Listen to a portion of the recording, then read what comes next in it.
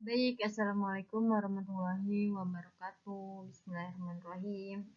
Sudah sampai pertemuan ke-6 ya. Jadwal minggu ini seperti yang saya beritahu kemarin, ini adalah jadwal untuk tugas. Kenapa saya kasih di minggu ke-6? Karena minggu ke-7 pasti dosen-dosen lain akan memberikan tugas. Jadi biar kalian fokus dan nggak banyak tugas dan bisa bagi waktu juga. Karena jadwal minggu ini tugas, makanya untuk pertemuan ke-6 ini pembahasannya tidak terlalu berat dan tugasnya juga nggak terlalu berat. Jadi silakan disimak, materi kali ini masih materi lanjutan dari materi sebelumnya. Baik, langsung saja ke slide selanjutnya.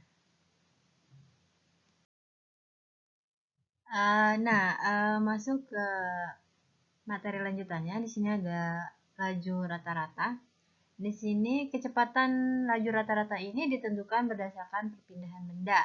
Nah, perpindahan benda ini adalah vektor penghubung posisi awal dengan posisi akhir, sehingga selalu berupa garis lurus. Nah, laju rata-rata adalah rasio antara jarak tempuh dengan waktu tempuh.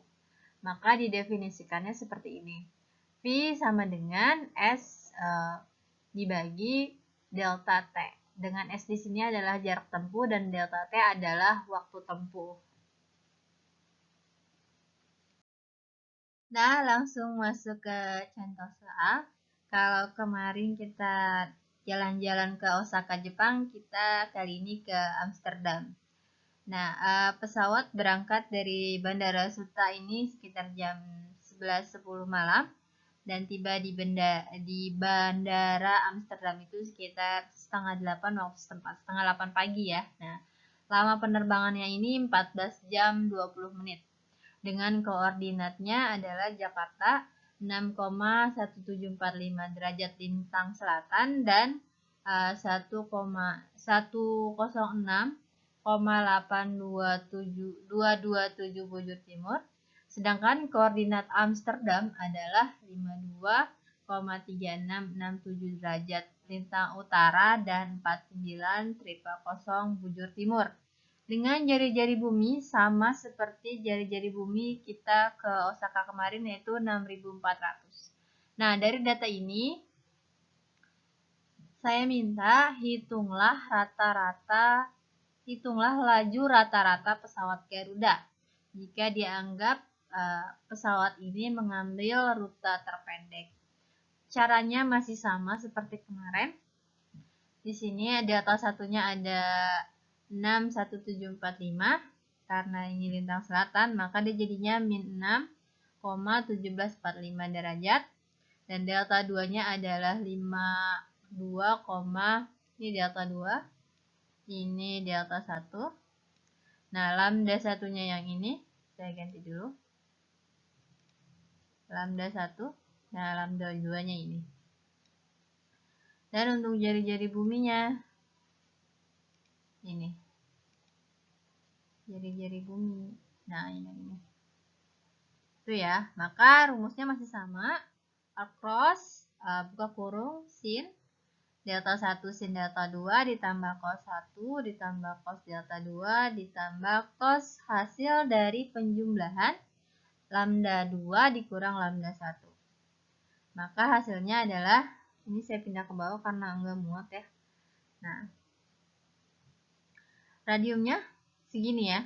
Tapi kita harus tetap cari dulu pakai yang ini, sin min 6,1745 derajat, sin 52,3667 derajat, plus cos min 6,1745, cos 52,3667, cos hasil dari pengurangan lambda 2 dikurang lambda 1. Maka dari hasil itu dicarilah nilai across-nya, maka akan didapat 1,783 radium. Nah, jarak terpendeknya masih sama seperti kemarin. Dari jari bumi dikali 1,783 radium.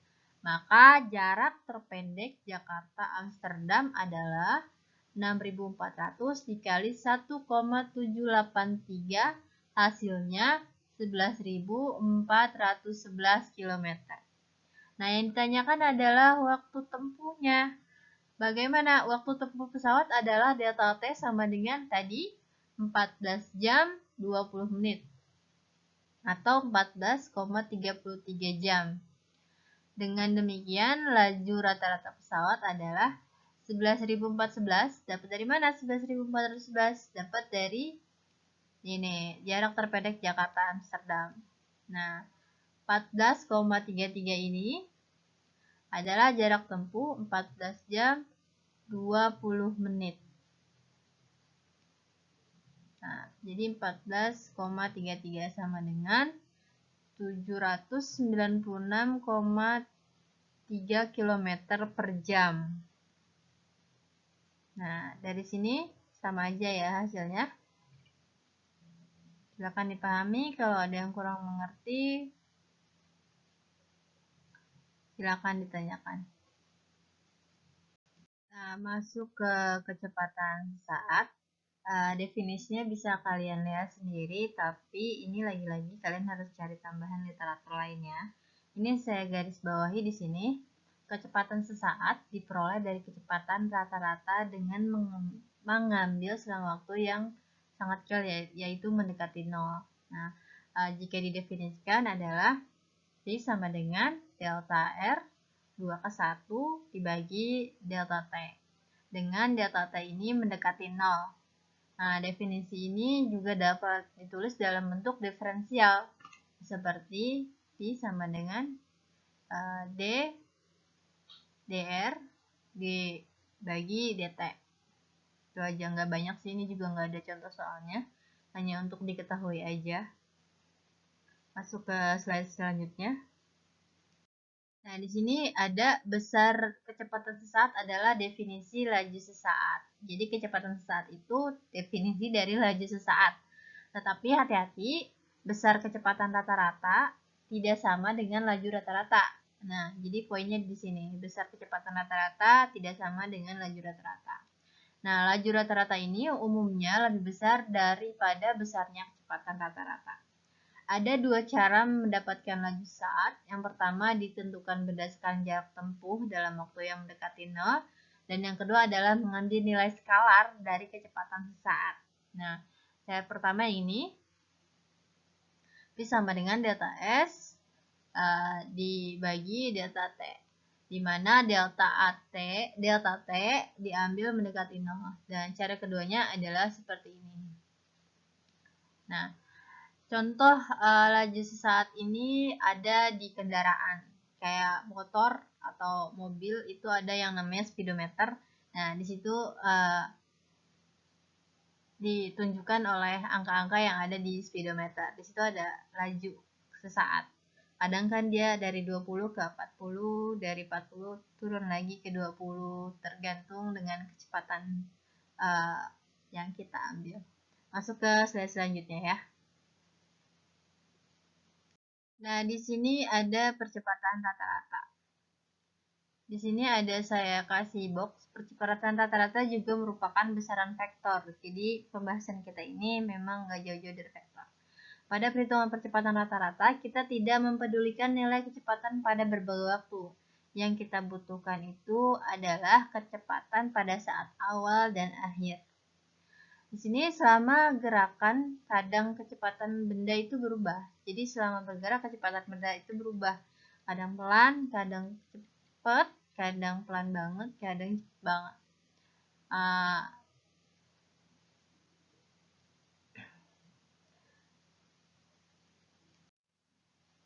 Nah, besaran yang mengukur berapa cepat kecepatan berubah dinamakan dengan percepatan. Nah, percepatan rata-rata ini didefinisikan sebagai perbandingan antara perubahan kecepatan benda dengan lama kecepatan benda tersebut berubah. Misalkan saat ini T1 kecepatan saat benda adalah V1 dan pada saat T2 kecepatan bendanya adalah V2. Nah, kalau dijabarin seperti ini, perubahan kecepatan adalah data V 2 ke 1 sama dengan V2 dikurang V1. Nah, lambang waktu percepatan berubah itu delta T sama dengan T2 dikurang T1. Nah, definisi percepatannya ini adalah A sama dengan delta V2 ke 1 dibagi dengan delta T.